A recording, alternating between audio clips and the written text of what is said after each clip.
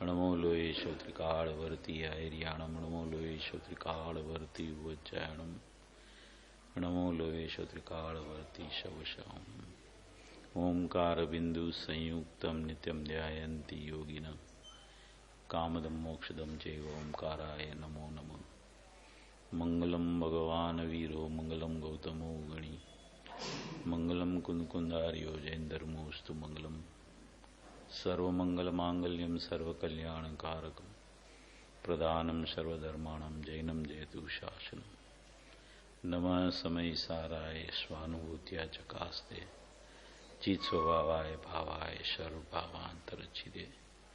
एगो में शशदो पाग्नान दर्शन लखणो शेषा में बाहिरा भावा शव्य संयोग लखणा।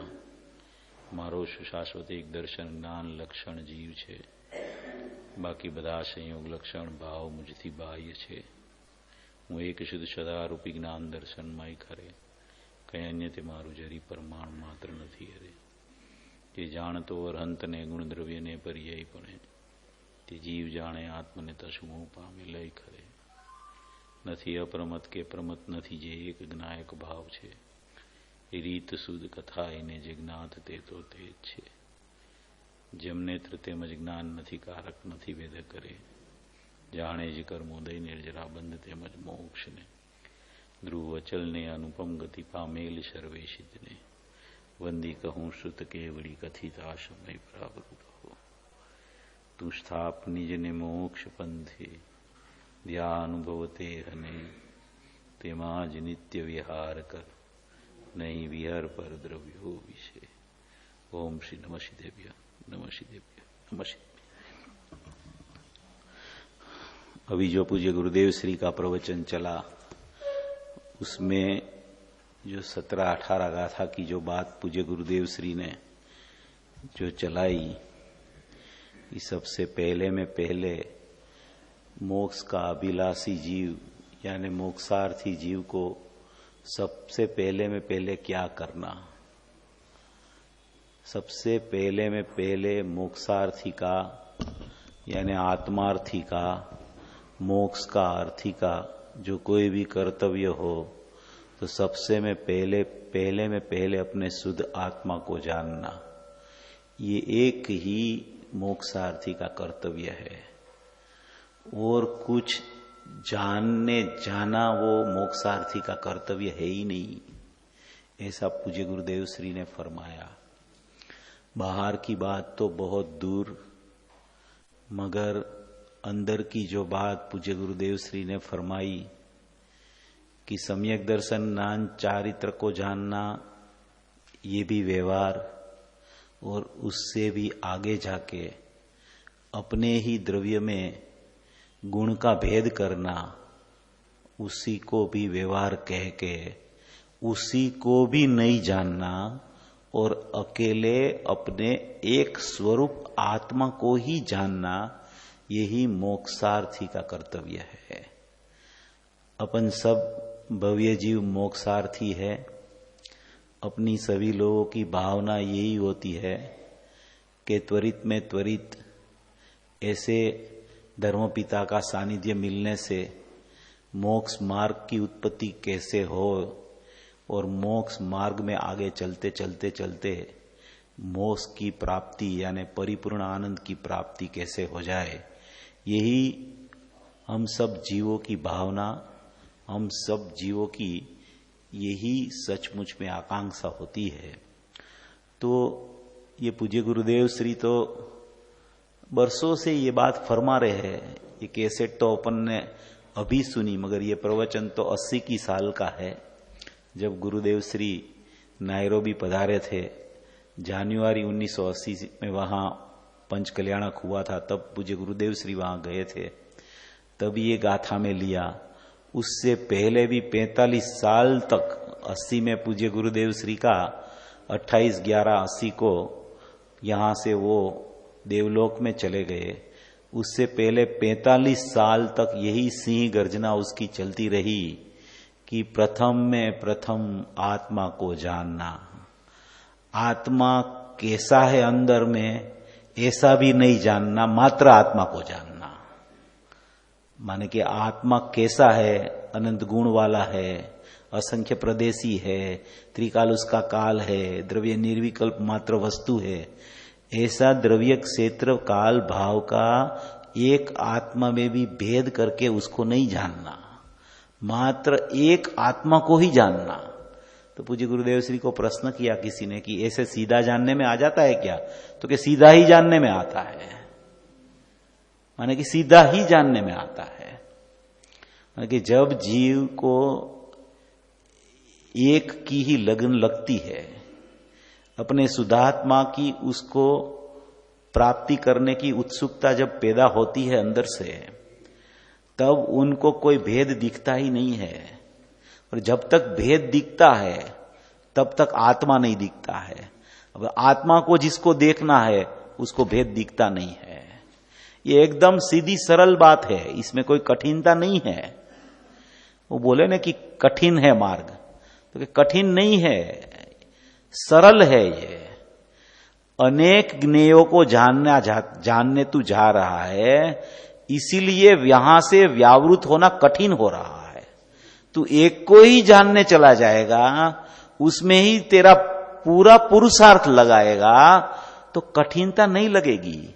ये तो तरह तरह तरह तरह ज्ञेयों को जानने के लिए तेरा ज्ञान बहिर्मुख होके 5 इंद्रिय का विषय में पड़ा है। मोह राग द्वेष की प्रवृत्ति अनंत काल से वर्तमान तक, वर्तमान में भी चल रही है। वो ज्ञेय को जानने की तेरी जो माने कि ज्ञेय को जानने की तेरी जो एकदम रुचि वहां पड़ी है, एकदम तेरी अभिलाषा है कि ये ज्ञेय को नहीं जानूंगा तो ये ज्ञेय रह जाएगा, ये ज्ञेय को नहीं जानूंगा तो ये मेरे को ज्ञान नहीं होगा। पूज्य गुरुदेव श्री ने वहां बोला कि नव तत्व को जानना, ये भी नहीं ना बोला, सीधा एक को जानना। और बोले कि वो ज्ञान तो बीच में आ जाता है भाई। जिसको आत्मा को जानने की तत्परता लगती है, जिसको आत्मा अच्छा लगता है, जिसको आत्मा मैं हूं ऐसा लगता है, उसकी जो तत्परता है उसमें ये सब व्यवहार तो बीच में आ जाता है। मगर वो जीव व्यवहार में रुकता नहीं है, वो आता है और वो तो आगे ही चलता रहता है। वो आता है, चला जाता है, वो आगे ही चलता रहता है।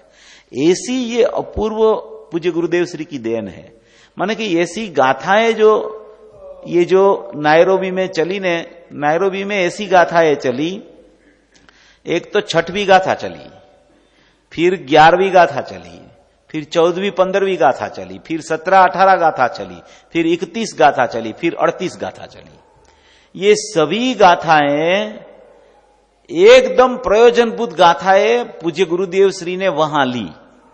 जो नायरोबी में जिसको बक्स अबक्स का भी लोगों को विवेक नहीं है, वहां पूज्य गुरुदेव श्री ने जाके एकदम सरल भाषा में मूल अध्यात्म दे दिया उधर, एकदम सरल भाषा में। ये प्रवचन जो है पूज्य गुरुदेव श्री के, मेरे ख्याल से 31 प्रवचन है टोटल। इसमें वीडियो के 12 है, बाकी के ऑडियो में है। हाँ, 29 या 31 प्रवचन है। ये सभी प्रवचन में मूल प्रयोजन बातें हैं, मूल प्रयोजनभूत बातें, और इतनी सरलता से पूज्य गुरुदेव श्री ने अध्यात्म दिया है कि साल में एक बार तो ये जाहिर में चलाना चाहिए ये प्रवचन। इतना इसमें माल भरा है ये प्रवचनों में, इतना माने कि सूक्ष्मता वाला प्रवचन सरलता से पूज्य गुरुदेव श्री ने दिया है। अभी ये 17 18 गाथा अपन सुने तो अपने को इतना तो भाषित हो ही जावे कि अपने को जानना तो एक को ही है, भेद को नहीं जानना है, भिन्न को नहीं जानना है, जानना एक को है। भेद में अटकना नहीं है, भिन्न को जानने की रुचि छोड़ना है। ऐसा तो जीव को एक बार ऐसा सुन के हो ही जावे। ऐसा जो गाथाएं दी है गुरुदेव ने, ये 320 गाथा में भी यही बात आती है कि तू शुद्ध है, तू अखंड है, तू परिपूर्ण है। वो तेरा स्वरूप ही ऐसा ज्ञान आनंद से भरा हुआ है, अनंत गुणों से लबालब भरा हुआ है। तो उसको ही जानने के लिए तेरी रुचि की है ने विधि को लंबा दे, उधर दूसरा सब छोड़ दे। जानना है तो एक को जान, जानना है तो एक का भेद को भी जानने के लिए रुक मत। जब तक तू उसका भेद को जानने के लिए रुकेगा, द्रव्य का भेद में अनंत गुण है, ऐसा अनंत गुण को जानने को रुकेगा, वो भी भेद का नाम विकल्प है, विकल्प का नाम दुख है, दुख का नाम संसार है। एक भेद में संसार शुरू होता है, इतना एक भेद में। इसीलिए ये पुरुष फरमाते हैं कि तू सीधा आत्मा को जान, तू भेद में मत रुक। ज्ञान दर्शन चारित्र सुख वीर्य प्रभुत्व विभुत्व सर्वदर्शिता सर्वज्ञत्व स्वच्छत्व प्रकाश, इसमें मत रुक। तू एक अपने आत्मा को जान, तू अखंड आत्मा को जान, तू ध्रुव परमात्मा को जान कि जो जान कहा वो तू ही है जाननहार, उसको जान। तू जानती है पर्याय और जानने में आता है द्रव्य। जिसमें जानने में आता है उसको मत जान, जिसमें जानने में आता है त्रिकाली द्रव्य उसको जानने में मत रुक। पर्याय को पर्याय में जानने में मत रुक। पर्याय में मेरे को द्रव्य को जानना है, ऐसा भेद से भी मत सोच। मैं द्रव्य हूं ऐसी सोच चलाओ तेरे ज्ञान में कि मैं द्रव्य हूं, मैं परिपूर्ण हूं, मैं शुद्ध हूं, मैं त्रिकाल हूं, मैं जयवंत हूं, मैं एक रूप हूं, मैं ध्रुवधाम हूं। ऐसा तेरी सोच चलाओ तू। ऐसी सोच चली, ऐसा ज्ञान चला तो श्रद्धा के लिए कोई रास्ता ही नहीं होगा, श्रद्धा सीधी डूब जाएगी उसमें। ऐसा ज्ञान है ना, उसमें सोच चलती है, ऐसा ज्ञान में निर्णय चलता है। ऐसा निर्णय वाला जीव की श्रद्धा है ना, त्वरित में सम्यक हो जाती है। और जब तक वो कहीं न कहीं रुकता है, पूज्य गुरुदेव श्री बहुत फरमाते हैं, अटकने के साधन अनंत है, छूटने का साधन एक है, परिपूर्ण द्रव्य परमात्मा में हूं, वही छूटने का साधन है। होता है क्या कि सब चीज को दूर करने के लिए जीव पुरुषार्थ करता है। पर पदार्थ को छोड़ू, संयोग को छोड़ू, ये भाव को छोड़ू, राग को छोड़ू, मिथ्यात्व को छोड़ू। छोड़ना क्या है? ग्रहण आत्मा को कर, उसका नाम ही तो वो छूट गया। ग्रहण सापेक्ष त्याग होता है, खाली त्याग का नाम त्याग नहीं है। त्याग किसे कहते हैं? एक चीज का ग्रहण हो जाए उसी का नाम दूसरी चीज का त्याग है। अभी ग्रहण करने के लिए उसकी सोच नहीं चलती है, ग्रहण रूप वस्तु है, उधर उसकी तराप नहीं लगती है और वो छोड़ता चला जा रहा है। सब छोड़ने की क्रिया में तत्पर है। मेरे को ये नहीं चाहिए, मेरे को ये नहीं चाहिए, मेरे को ये नहीं चाहिए, मेरे को ये छोड़ना है, मेरे को ये छोड़ना है। वो ऐसा जो छोड़ना छोड़ना छोड़ना करता है ना, वो उसी को ही ग्रहण करता है, अपने स्वरूप को वो छोड़ता है और उसको ग्रहण करता है। उसको लगता है मैंने उसको छोड़ा है। ये है ना, ये बहुत बहुत सरल चीज है। आत्मा है ना, बहुत सरल चीज है। उसमें कोई कठिनाई नहीं है, उसमें कोई परेशानी नहीं है। उसको ढूंढने में, उसको पकड़ने में, वहां जाने में, वहां पहुंचने में इतना कोई परेशानी नहीं है। मगर उसको जहां से देखना है ना, वहां से वो देखता नहीं है। जहां से उसकी सोच चलानी है, वो प्लेटफॉर्म से वो सोच नहीं चलाता है। वो पर को छोड़ के सो में आने की सोचता है, राग को छोड़ के सो में आने की सोचता है, पर्याय को छोड़ के मैं द्रव्य हूं ऐसी सोच चलाता है। उसी का नाम अज्ञान है। मैं परिपूर्ण हूं, मैं त्रिकाल हूं, मैं शुद्ध हूं, मैं अखंड हूं, मैं ज्ञायक तत्व हूं, मैं भूतार स्वभावी आत्मा हूं, मैं अपरिणामी तत्व हूं, ऐसी अगर उसकी ज्ञान में सोच चलने लगे तो मार्ग एकदम खुला है। सीधा ज्ञान उसको पकड़ता है, सीधी श्रद्धा उसमें हम कर लेती है। यहां है ना, सीधा पकड़ना, सीधा पकड़ना, बीच में कुछ है ही नहीं। ज्ञान और ज्ञायक के बीच में राग नहीं है कहीं। ज्ञान और ज्ञायक में कुछ बीच में है ही नहीं, अनन्यता है उधर। तो उधर से सोच नहीं चलती उसकी, इसलिए वो दूर न दूर रहता है, वो दूर रहता है, नजीक जा ही नहीं सकता है। क्योंकि अभिप्राय में भूल चलती है ना, भूल कहां चलती है? अभिप्राय में चलती है। श्रद्धा में विपरीतता चलती है, भूल अभिप्राय की चलती रहती है।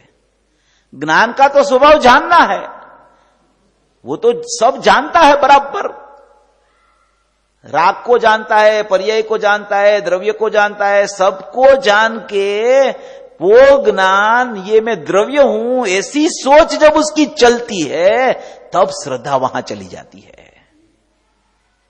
मगर पहले उसकी निर्णय में ये होना चाहिए कि प्रथम में शुद्ध आत्मा हूं, प्रथम मेरे को जानना है तो आत्मा को ही जानना है और किसी को जानना है ही नहीं।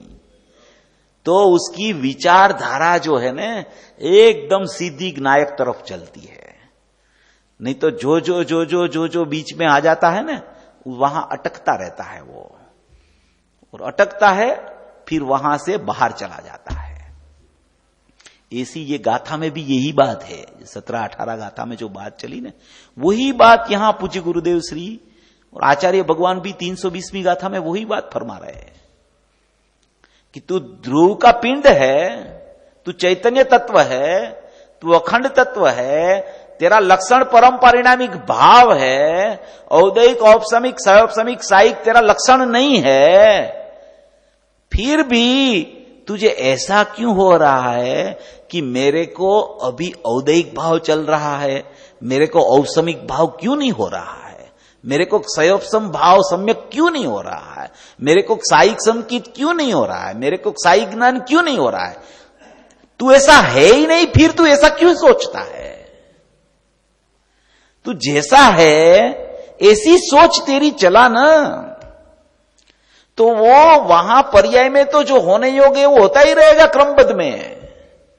जो द्रव्य में डूबने का प्रयास करता है, जो मैं द्रव्य हूं ऐसी ज्ञान में जो निर्णयात्मक भूमिका जिसकी चलने लगती है, उसकी क्रमबद्ध पर्याय ऐसी होती है कि उसमें औपसमिक होके क्षयोपसमिक होके क्षायिक ही आता है।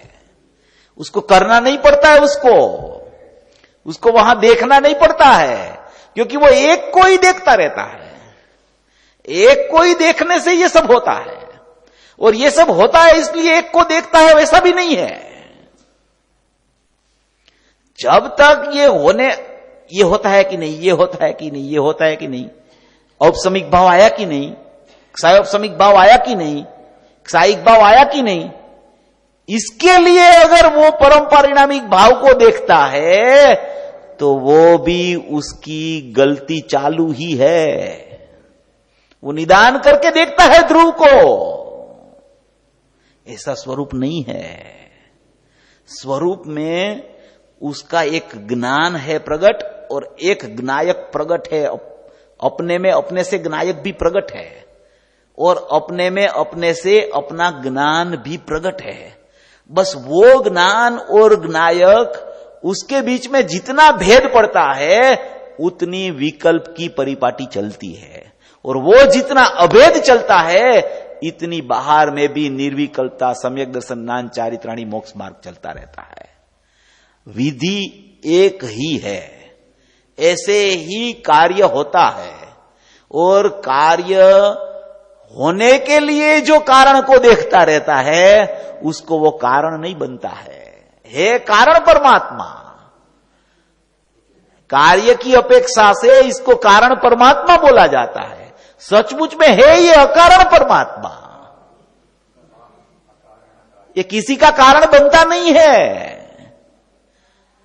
किसी का कारण अगर जो वो मोक्ष की पर्याय का भी कारण बने, मोक्ष मार्ग की पर्याय का भी कारण बने, तो पूर्व में बंध था उसका भी कारण हो जाएगा वो, क्योंकि बंध का अभाव होके मोक्ष होता है, मिथ्यात्व का अभाव होके सम्यक दर्शन होता है। वो किसी का कारण नहीं है, वो अकारण परमात्मा है। चैतन्य देव, ज्ञायक देव, जागता हुआ जीव, वो अकारण परमात्मा शुद्ध चैतन्य परमात्मा है। पर्याय उसको देखती है तो पर्याय ऐसे बोलती है कि मैंने इसको कारण बनाया। इस अपेक्षा से, कार्य अपेक्षा से इसका नाम कारण कहा जाता है।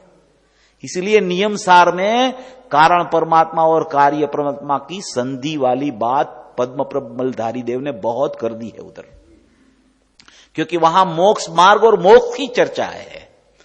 यहां तो ध्रुव परमात्मा की चर्चा है, चैतन्य देव की चर्चा है, परम पारिणामिक भाव लक्षण की चर्चा है, अपना शाश्वत ध्रुव धाम की चर्चा है, अपना परमात्मा की चर्चा है। परमात्मा होने की चर्चा नहीं है। जिसको परमात्मा होना है वो ये चर्चा यहां नहीं है। मोक्ष मार्ग का प्रकरण, मोक्ष का प्रकरण जहां वो प्रकरण चलता है वहां ऐसा भी आता है कि तू तेरे द्रव्य की श्रद्धा कर तो मोक्ष मार्ग की प्रगटता होगी। वो कार्य की अपेक्षा से कारण परमात्मा की चर्चा है, और यहां कार्य से निरपेक्ष अकारण परमात्मा की चर्चा है। ऐसी ये ध्रुव धाम वाली गाथा 320 गाथा है, जहां दृष्टांत दिया नेत्र का। नेत्र यानी त्रिकाली द्रव्य, नेत्र यानी अपना स्वभाव, नेत्र यानी कि अपना एक रूप भाव, नेत्र यानी अपरिणामी तत्व, मात्र जानता देखता है, कुछ करता नहीं किसी का, जानने का कार्य भी नहीं करता है, जानने का स्वभाव है उसका। जानने का कार्य तो पर्याय में, क्रिया में होता है भाई। वो निष्क्रिय तत्व में क्रिया नहीं है, वो निष्क्रिय बिंब है, निष्क्रिय शुद्ध अखंड तत्व है, निष्क्रिय शुद्ध पारिणामी कह बोला है इसको। ये निष्क्रिय परमात्मा में कोई भी क्रिया है ही नहीं, क्रिया का सर्वथा अभाव है उसमें। जो क्रिया चलती है वो प्रगट पर्याय होती है, उसमें चलती है। ये तो स्वयं प्रगट ध्रुव है, अपने से ही ध्रुव प्रगट है। पर्याय की अपेक्षा से बोला जाता है कि ये अप्रगट है, अपनी अपेक्षा से तो वो अपने में प्रगट ही है। पर्याय में ध्रुव नहीं आया इसलिए बोला जाता है कि अप्रगट है परमात्मा, मगर ध्रुव से तो ध्रुव प्रगट है, जाज्वल्यमान है, बैठा हुआ है यहां जागता जीव। ऐसा ध्रुव परमात्मा है, ऐसा चैतन्य परमात्मा है, वही मैं हूं। ये मेरी अस्थि की मस्ती है, इसमें मेरी अस्थि ऐसी है कि जहां कोई नास्ति है ही नहीं। नास्ति का यहां कोई विधान ही लागू नहीं पड़ता कि मेरे में पर्याय नहीं है। मेरे में पर्याय नहीं है ऐसा ध्रुव में नहीं हूं, मैं तो स्वयं ध्रुव हूं। पर्याय नहीं है ऐसी अपेक्षा भी मुझे लागू नहीं पड़ती है कि मेरे में पर्याय नहीं है इसलिए मैं ध्रुव हूं।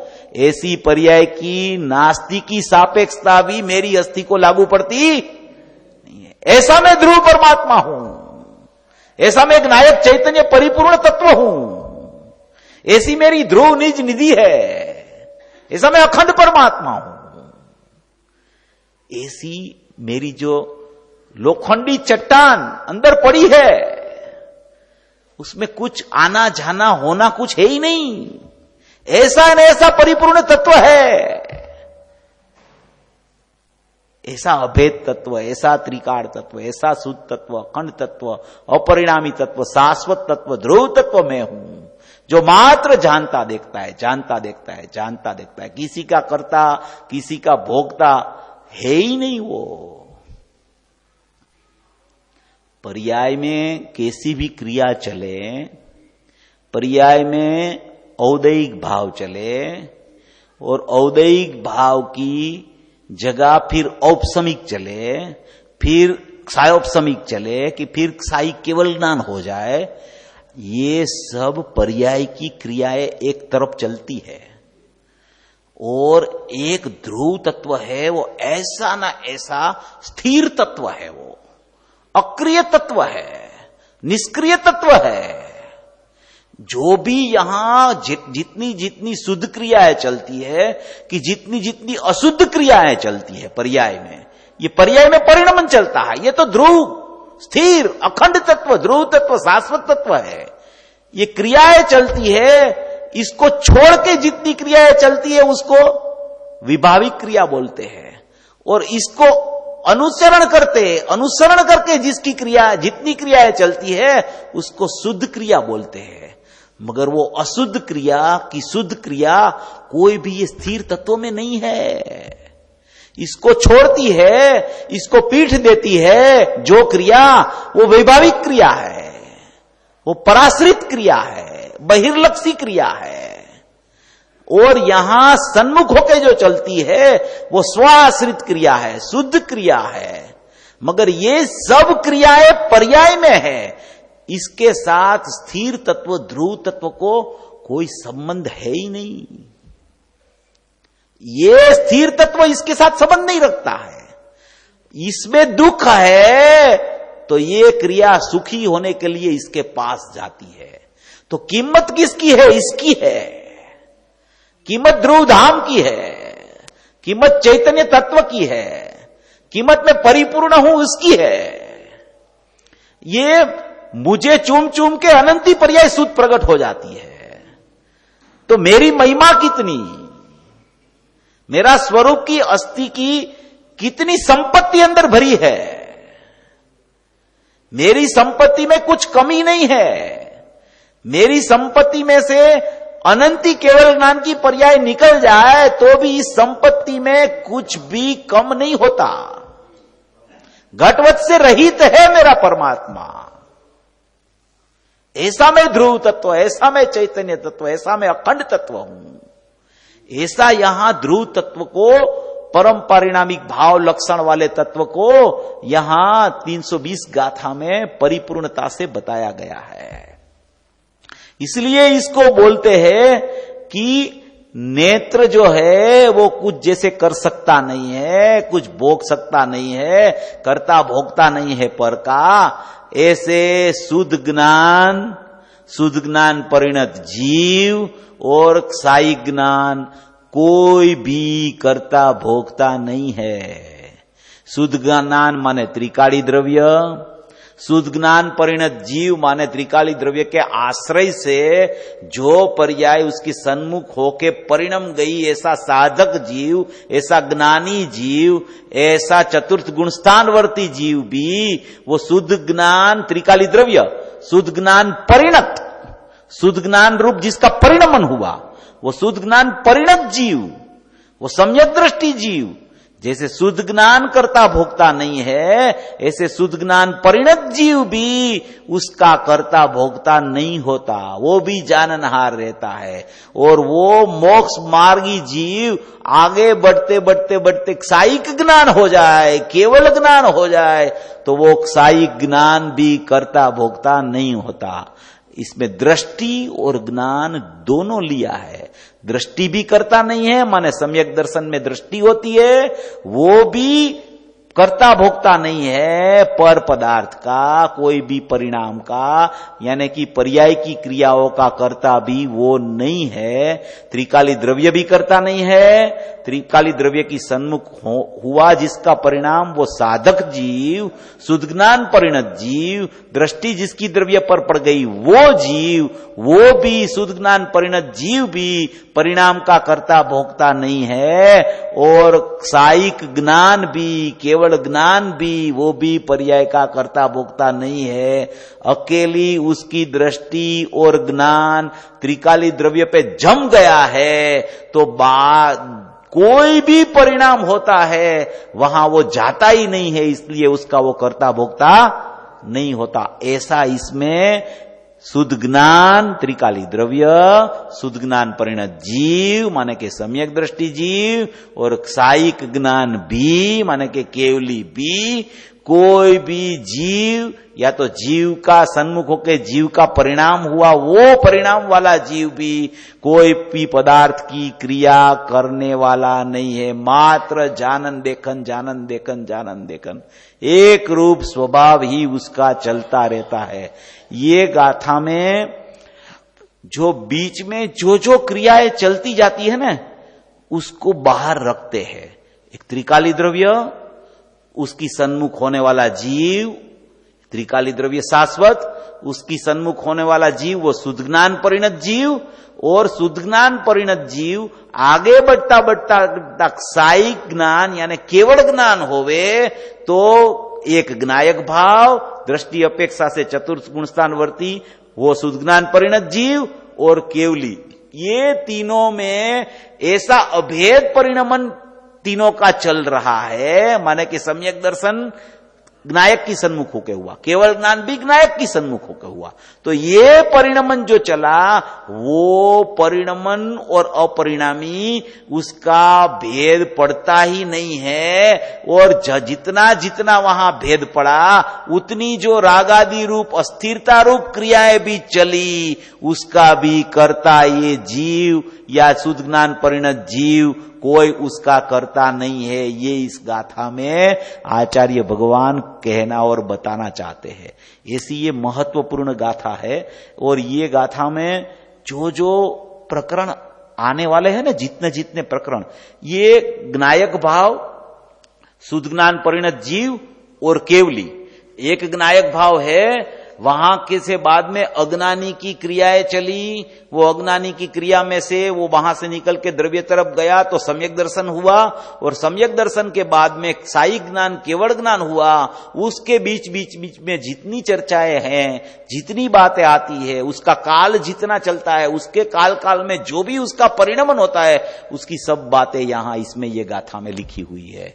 माने कि ये चार भाव वाली चर्चा भी है, और इसमें पारिणामिक भाव के भेद भी आएंगे, औदैहिक के, औपसमिक के, साईक के और क्षयोपसम के भेद भी इसमें आएंगे, और पारिणामिक भाव के तीन भेद, जीवत्व, भव्यत्व, अभव्यत्व, उसको लेके ये गाथा मोक्ष में पहुंचा देगी जीवों को।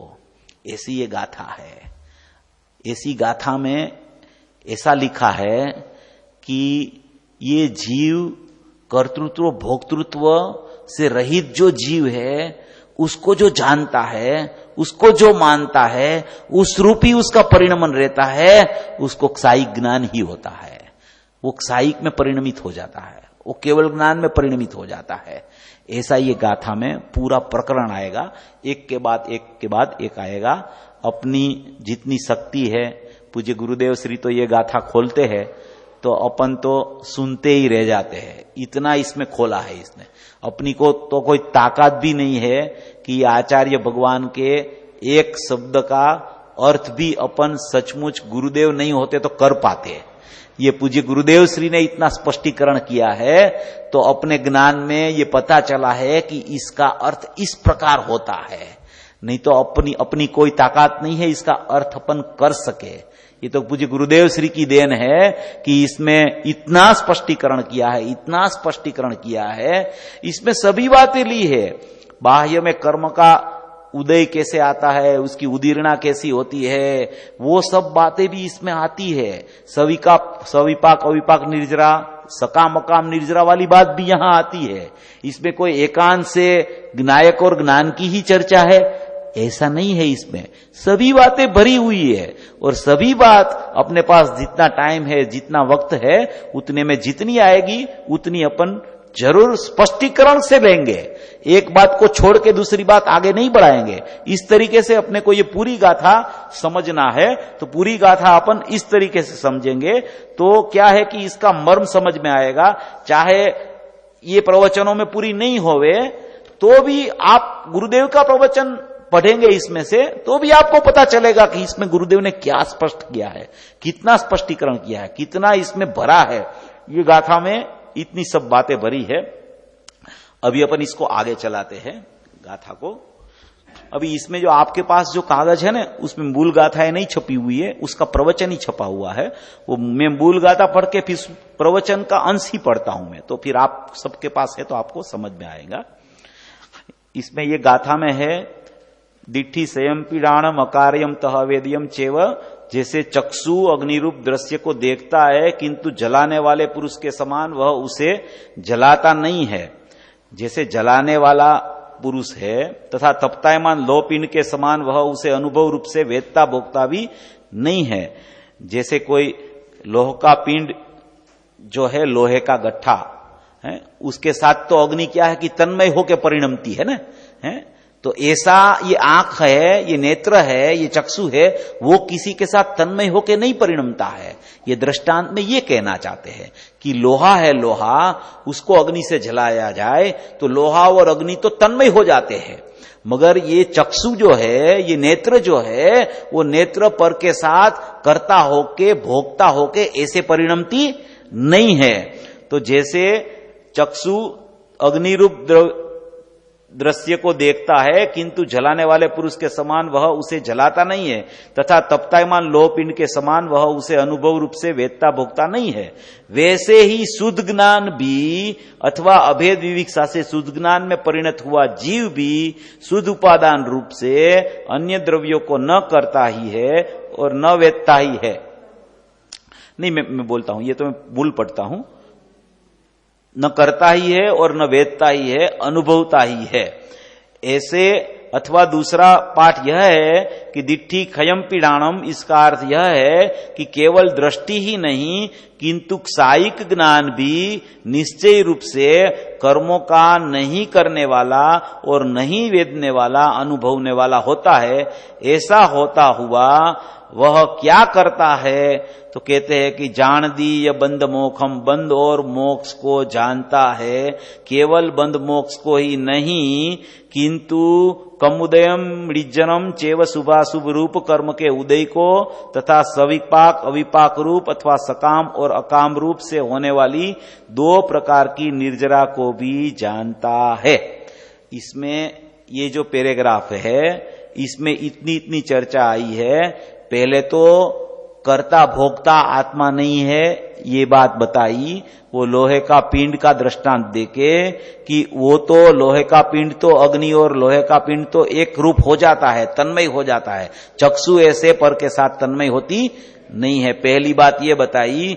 फिर दूसरी बात ये बताना चाहते हैं कि शुद्ध ज्ञान परिणत जीव, शुद्ध ज्ञान परिणत जीव माने ऐसा लिखा है इसमें कि एक शुद्ध ज्ञान माने त्रिकाली ज्ञान, फिर अभेद विविक्षा से शुद्ध ज्ञान परिणत हुआ जीव भी माने कि सम्यक दृष्टि जीव, अभेद विविक्षा से शुद्ध ज्ञान परिणत जीव माने कि जो जीव ने शुद्ध ज्ञान यानी त्रिकाली द्रव्य, त्रिकाली द्रव्य को बोलते हैं शुद्ध ज्ञान, और शुद्ध ज्ञान की सन्मुख होके जो जीव परिणमता है उसको बोला जाता है शुद्ध ज्ञान परिणत जीव। वो शुद्ध ज्ञान परिणत जीव होता है, वो सम्यक दृष्टि जीव है, वो शुद्ध ज्ञान परिणत जीव है। तो ये शुद्ध ज्ञान भी अथवा अभेद विविक्षा से शुद्ध ज्ञान परिणत हुआ जीव भी शुद्ध उपादान रूप से न करता है और न वेदता है और न अनुभवता है। माने कि शुद्ध ज्ञान और शुद्ध ज्ञान परिणत जीव कोई भी कर्ता की भोक्ता होता नहीं है। फिर बोला है दृष्टि ही नहीं किंतु साई ज्ञान भी निश्चय रूप से कर्मों का नहीं करने वाला और नहीं वेदने वाला होता है। दृष्टि मात्र चतुर्थ गुण स्थान में दृष्टि 100% सम्यक हो जाती है तो वही कर्ता भोक्ता नहीं है, ऐसा नहीं है। साथ में ज्ञान भी है, वो ज्ञान भी उसका कर्ता भोक्ता नहीं है, ऐसा बताने चाहते हैं। अपन गुरुदेव का स्पष्टीकरण भी पढ़ते हैं अभी। ऐसा होता हुआ क्या करता है तो कि मात्र बंद मोक्ष को जानता है, बंद होता है तो भी जानता है, मोक्ष होता है बंद के अभाव पूर्वक तो भी जानता है। वो जाननहार है, वो देखनहार है, वो कुछ करनार नहीं है। वो क्रोधादि क्रिया का कि कोई भी प्रकार की करोति क्रिया करने वाला जीव नहीं है। वो मात्र जानने वाला, मात्र जानने वाला, मात्र जानन देखनहार जीव तत्व है। ऐसा मैं हूं, ऐसा परिपूर्ण तत्व मैं हूं। वो मात्र जानता देखता है, बंद मोक्ष को भी जानता देखता है। केवल बंद मोक्ष को ही नहीं परंतु उदय को, सविपाक अविपाक निर्जरा को, सकाम अकाम निर्जरा को भी वो जानता है। ऐसा इसमें बहुत अच्छी तरह से पूज्य गुरुदेव श्री ने भी इसमें खुलासा किया है। अपन उसको भी थोड़ा पढ़ते हैं तो थोड़ा अपने को समझ में ज्यादा आएगा। गुरुदेव का स्पष्टीकरण उसमें बहुत अच्छा है।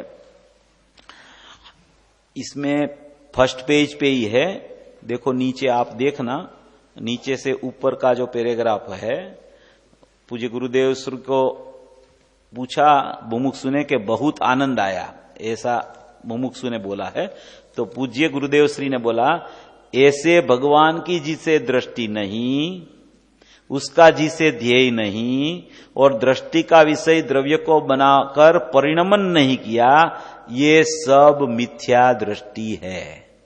जब तक ध्येय को दृष्टि में लेके, शुद्धात्मा को दृष्टि में लेके, त्रिकाली द्रव्य को दृष्टि में लेके, उसको जब तक ध्येय बनाकर, उसको ही मात्र ज्ञेय बनाकर, ज्ञान में उसको ज्ञेय बनाकर, श्रद्धा में यानी दृष्टि में उसको श्रद्धेय बनाकर, और चारित्र में उसको ही माने कि ध्याता, ध्यान और ध्येय, ध्याता, ध्यान, ध्येय, ज्ञाता, ज्ञान, ज्ञेय और श्रद्धा और श्रद्धेय, ऐसा तीनों प्रकार से श्रद्धा, ज्ञान और चारित्र से एक को ही अग्र रख के, एक को ही लक्ष्य बनाकर, एक को ही श्रद्धेय बनाकर, एक को ही ज्ञान में ज्ञेय बनाकर और एक को ही ध्यान में ध्येय बनाकर, ध्यान में ध्येय, ज्ञान में ज्ञेय, श्रद्धा में श्रद्धेय, ज्ञान, दर्शन, चारित्र तीनों से अपने त्रिकाली द्रव्य को ही लक्ष्य करके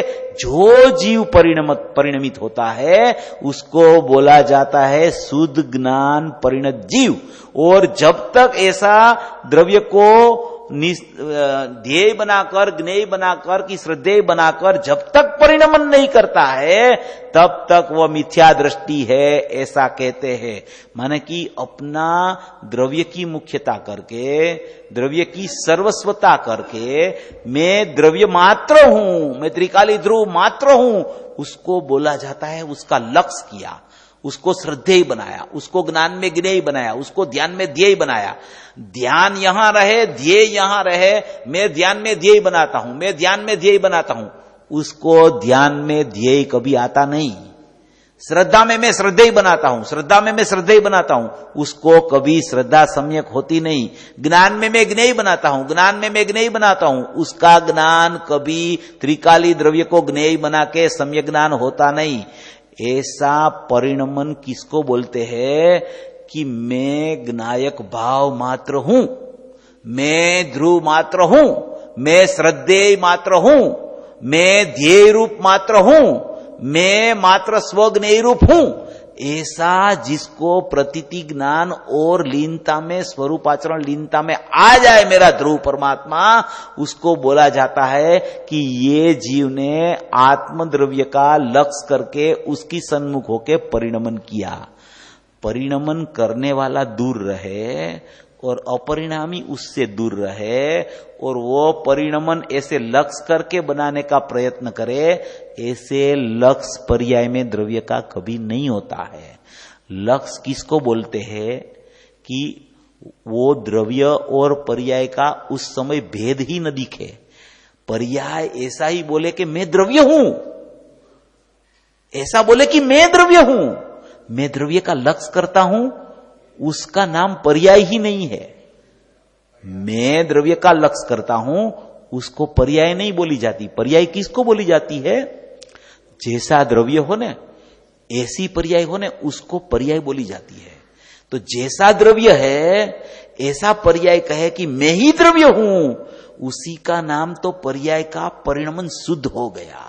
उसको बोला जाता है द्रव्य दृष्टि, उसको बोला जाता है ध्यान का ध्येय बनाया, उसको बोला जाता है ज्ञान में उसको ज्ञेय बनाया, ज्ञान में ज्ञेय बनाया, ध्यान में ध्येय बनाया, श्रद्धा में श्रद्धेय बनाया। ऐसे श्रद्धा में श्रद्धेय नहीं बनता है, ध्यान में ध्येय नहीं बनता है, ज्ञान में ज्ञेय नहीं बनता है।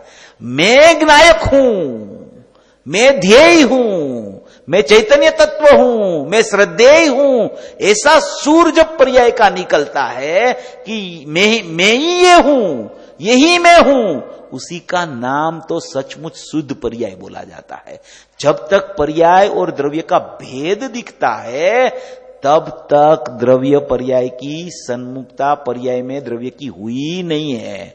पर्याय अपनी पर्याय है न, वो पर्याय अपना पर्यायत्व भूल जाती है, पर्यायत्व भूल जाती है। वो मैं ही द्रव्य हूं, ऐसा उसका सुर चलने लगता है।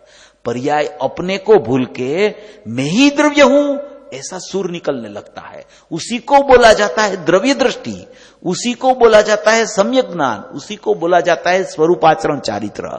जब तक ऐसा भेद उसका ख्याल में रहता है, उसका ज्ञान में जब भेद दिखने लगता है, उसको सचमुच में अभेद परिणमन नहीं बोलते।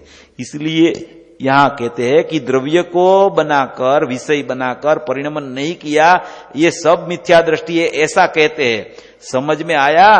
तो वह मिथ्या अर्थात जिसकी दृष्टि सत्य स्वरूप भगवान आत्मा, ऐसी दृष्टि नहीं है। वह राग द्वेष उदय विकार भाव रूप परिणमन करता है और वह मेरी चीज है ऐसा करके उसका वेदन करता है। तो अनादि का कर्तृत्व और भोक्तृत्व भाव अज्ञान से उत्पन्न करके चार गति में उसके कारण परिभ्रमण करता है।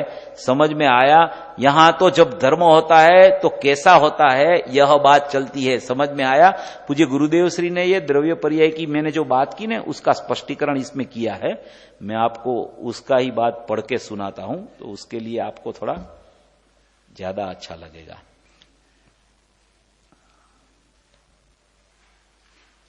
देखो, ये 5 नंबर का पेज है, उसमें बीच में है, समझ न करे तो इसे परिणत कहां से आया, वो पैराग्राफ है। उसकी नीचे पैराग्राफ है, शुद्ध ज्ञान भी अथवा यह तो शुद्ध ज्ञान जिसकी दृष्टि में आया, उसे शुद्ध ज्ञान की परिणति पर्याय में प्रकट हुई है।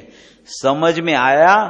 अभेद से, क्योंकि दृष्टिवंत ने वस्तु को दृष्टि में लिया तो यह परिणति है, वह द्रव्य की अभेद हो गई। शुद्ध परिणति सम्यक दर्शन की पर्याय द्रव्य से अभेद हो गई। अभी यहां ऐसा बोलते हैं कि पर्याय द्रव्य से अभेद हो गई, तो पर्याय द्रव्य से अभेद हो गई, उसका अर्थ क्या है वो गुरुदेव इसमें बताते हैं। अभी अपन ने लिया था ना कि द्रव्य स्थिर है और पर्याय ऐसे परिणमती है। अभी लिया था ना कि पर्याय ऐसे परिणमे तो स्वसन्मुखता है, और उसको छोड़ के परिणमे तो परसन्मुखता है, विभाव है, और ऐसे परिणमे तो स्वभाव है। उसका मर्म क्या है, उसका अर्थ क्या है, ये गुरुदेव इसमें खोलते हैं कि अभेद से, क्योंकि दृष्टिवंत ने वस्तु को दृष्टि में लिया है तो यह परिणति है, वह द्रव्य की अभेद हो गई। शुद्ध परिणति सम्यक दर्शन की पर्याय, यही है ना, सम्यक दर्शन की पर्याय द्रव्य से अभेद हो गई। अभेद का अर्थ, अभी अभेद का अर्थ बताते हैं। पर्याय और द्रव्य दो एक नहीं हो जाते हैं। पर्याय और द्रव्य दो कभी एक नहीं हो जाते हैं, परंतु वह पर्याय जो परसन्मुख में एकता थी, वह स्वसन्मुख से एकता हुई। इस अपेक्षा से अभेद में शुद्ध ज्ञान परिणत जीव भी, माने कि परसन्मुख थी और स्वसन्मुख हुई, वो सब पर्याय में होता है। परसन्मुख की स्वसन्मुख, ये तो ऐसे न ऐसे स्थिर ध्रुव तत्व है, वो ऐसे नहीं परिणमता है पर्याय की तरफ, वो तो ऐसे नहीं से रहता है। पर्याय इस तरफ थी, पर्याय इस तरफ हुई। अभी और भी है इसमें, एकता होती नहीं और फिर एकता कहना, ऐसा गुरुदेव को श्रोता ने प्रश्न किया है। श्रोता को प्रश्न तो होते रहते हैं ना, क्योंकि उसको सम्यक दर्शन नहीं है श्रोता को, और जिसको पूछते हैं और जो बोलते हैं गुरुदेव, उसको सम्यक दर्शन है, तो वो सम्यक दर्शन से बात करते हैं। और अज्ञानी जीव है, भले भवी जीव हो, मगर वो उसकी मिथ्या दृष्टि है, तो उसके प्रश्न ऐसे ही आते रहते हैं कि ऐसे एकता नहीं हुई और आप बोलते हो कि अभेद हो गया, ये कैसे होता है, ये कैसे हम मान ले, आप बोलते हो तो। पूज्य गुरुदेव श्री उसका अर्थ करते हैं। एकता अर्थ यह है कि जो पर्याय राग के साथ में एकता थी, एकता मानी थी, ऐसा बोलते हैं, राग के साथ एकता थी, बाद में वो सुधार करके बोलते हैं कि एकता मानी थी। एकता थी नहीं राग के साथ में, मान्यता में एकता हो गई थी। राग के साथ अगर एकता हो जाए तो राग से कभी छूटे ही नहीं। मान्यता में एकता हो गई थी, इसकी भ्रमणा हो गई थी। उसने मान रखा था कि राग से मैं एक हो गया हूं, राग और मेरा त्रिकाली द्रव्य एक हो गया है। राग के साथ एक बार भी, एक समय भी त्रिकाली द्रव्य एक हो जाए तो एक समय ते 100 समय कभी छूटे ही नहीं। उसकी श्रद्धा में विपरीत मान्यता ऐसी हो गई थी कि राग के साथ मेरा आत्मा एक रूप हो गया है, मेरा आत्मा राग रूप परिणम रहा है। ऐसी मान्यता हो गई थी। राग रूप सचमुच में उसका आत्मा का परिणमन नहीं होता था, उसकी मान्यता में उसकी भ्रमणा हो गई थी कि राग रूप मेरा आत्मा परिणम रहा है। आत्मा परिणम रहा है ज्ञान रूप, राग परिणम रहा है पुद्गल रूप, आत्मा परिणम रहा है ज्ञान रूप। ज्ञान को छोड़ता नहीं कभी। आत्मा का परिणमन होता है तो ज्ञान के अलावा कोई भी रूप परिणमन कभी हो ही नहीं सकता। एक समय भी राग रूप आत्मा परिणम जाए तो वो कभी छूट नहीं सकता, राग से कभी छूट ही नहीं सकता। उसका परिणमन हो जाए तो एक बार परिणमन राग रूप हो गया आत्मा का तो हमेशा राग रूप ही परिणमन रहेगा। इसलिए आत्मा का परिणमन ज्ञान रूप ही रहता है, मगर उसकी मान्यता में, उसकी भ्रमणा में, उसकी मिथ्या मान्यता है, उसमें ऐसा चलता है कि ये राग होता है ना, उस रूप मेरा आत्मा हो गया है, राग रूप परिणम गया है।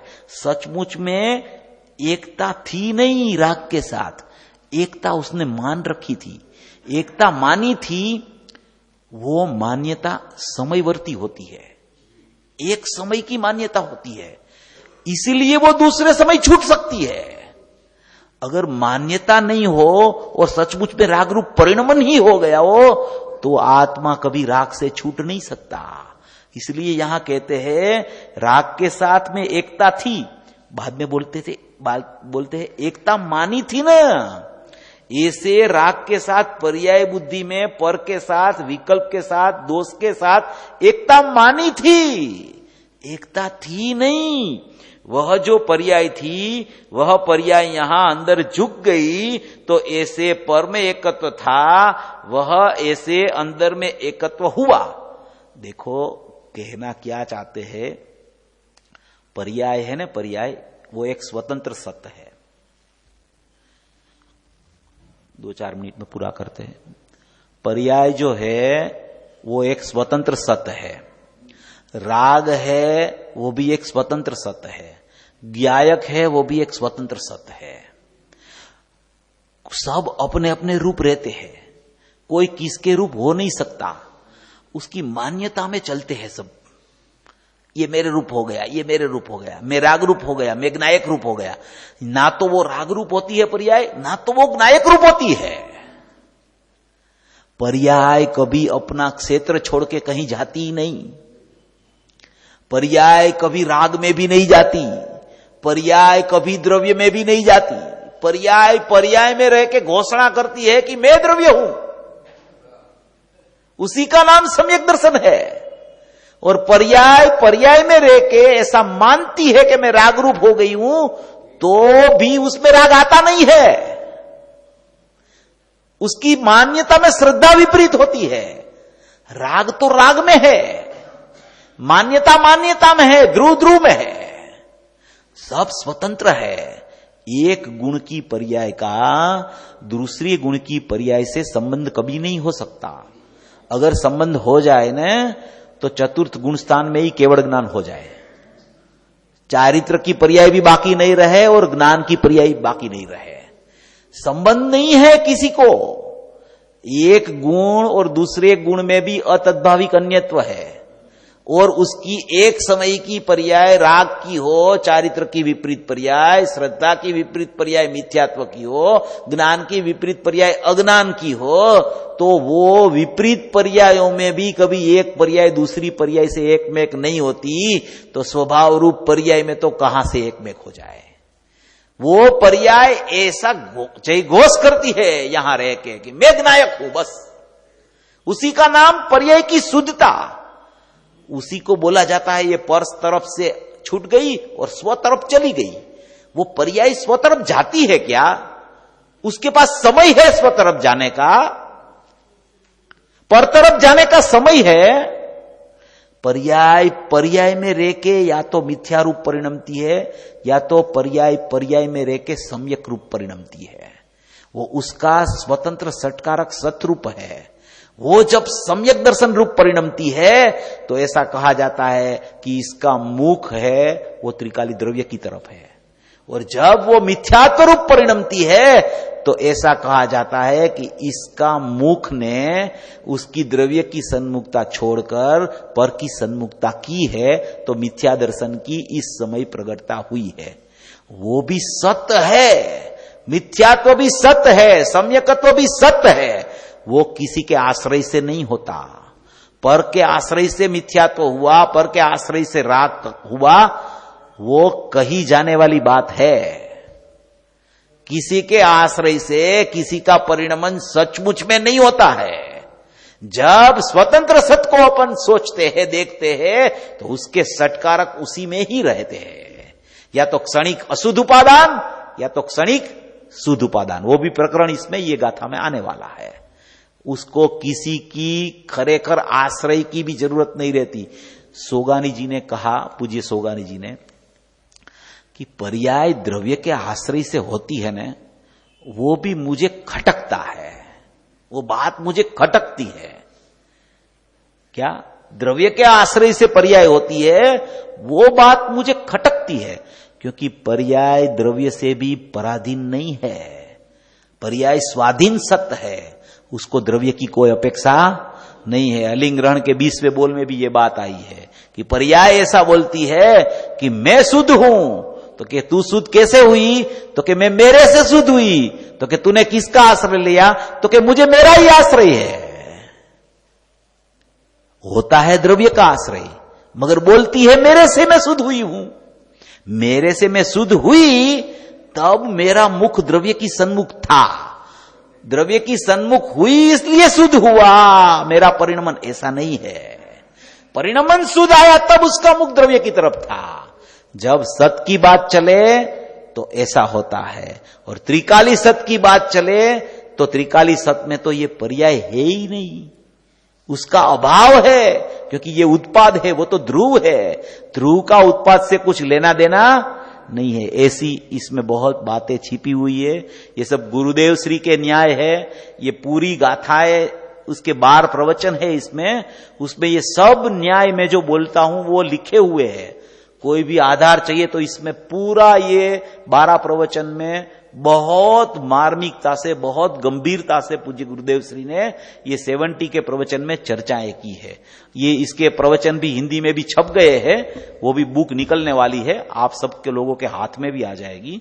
बस ये मूल गाथा है 320वीं गाथा। सर्वभवी जीव ये गाथा का स्वाध्याय करके अपना स्वरूप में डूब के मोक्ष मार्ग में प्रयाण करे, ऐसी मंगल भावना।